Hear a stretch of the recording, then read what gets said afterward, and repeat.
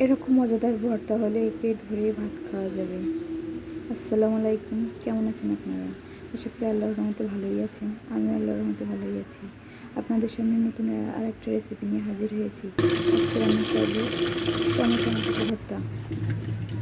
প্রথমে টমেটোগুলোকে ভালো করে ধুয়ে নেব। ধোয়ার পর টমেটোগুলো কেটে নেব। বেগুন ভাজি যে রকম কাটা হয় সেরকমই কাটেছি। এরপর কড়াই গরম করে তাতে তেল দিয়ে কড়াই নেড়ে চেড়ে নেব। তার ভিতর টমেটোগুলো দিয়ে দেবো।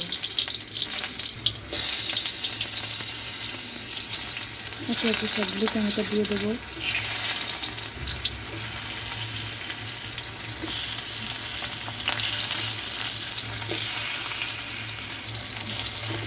সবগুলো টমেটো দেওয়া হয়ে গেছে। ও ঢাকনা দিয়ে ঢেকে দেবো। ঢাকনা দিয়ে ঢেকে দিলে টমেটোগুলো সেদ্ধ হয়ে যাবে।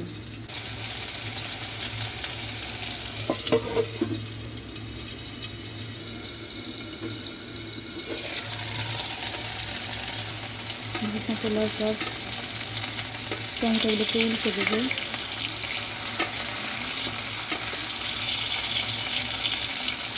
সবগুলো টমেটোকে ভালো করে উল্টে দিয়ে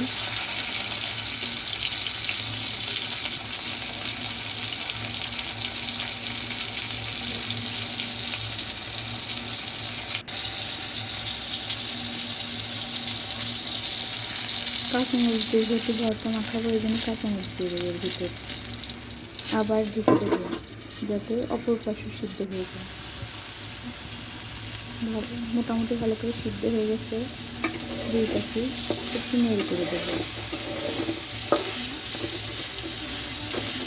যাতে যদি কাঁচা থাকে বা সিদ্ধ না হয়, যেটুকু বাকি আছে সেটুকু সিদ্ধ হয়ে যাবে।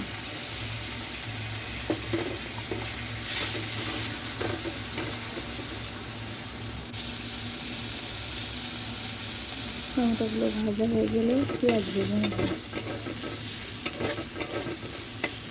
পেঁয়াজ ভালো করে ভাজা হয়ে গেলে তারপর হলো মাখাবো।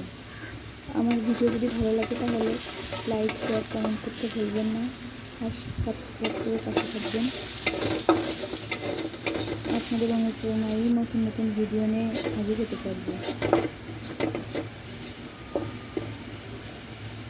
পেঁয়াজ ভাজা হয়ে গেছে ভালো করে, এবার ভর্তা মাখাবো। এজন্য লবণ নেব।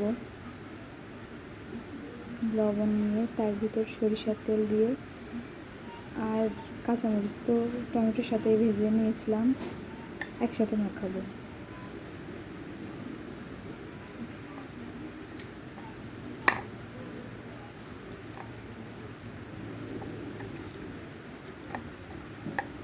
একসাথে মাখানোর পর টমেটোগুলোকেও মাখিয়ে নেব ভালো করে, যতটা সম্ভব ভালো করে মাখাবো। কারণ ভর্তা যত বেশি মিহি হয় ততই খেতে মজা হয়। আর অন্যান্য সব জিনিসের থেকে মানুষ ভর্তা আরও ভালো পছন্দ করে। ভর্তা দিয়েই পেট ভরে ভাত খাওয়া যায়। আপনাদের কার কার টমেটো ভর্তা পছন্দ কমেন্টে করে জানাবেন।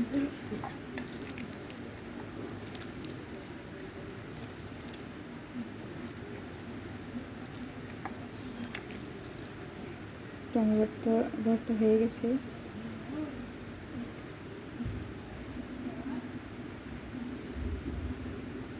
এরকম ভর্তা হলে অনায়াসেই পেট ভরে ভাত খাওয়া যাবে। আবারও নতুন ভিডিও নিয়ে হাজির হব। তত সময় ভালো থাকবেন, সুস্থ থাকবেন। আল্লাহ হাফেজ।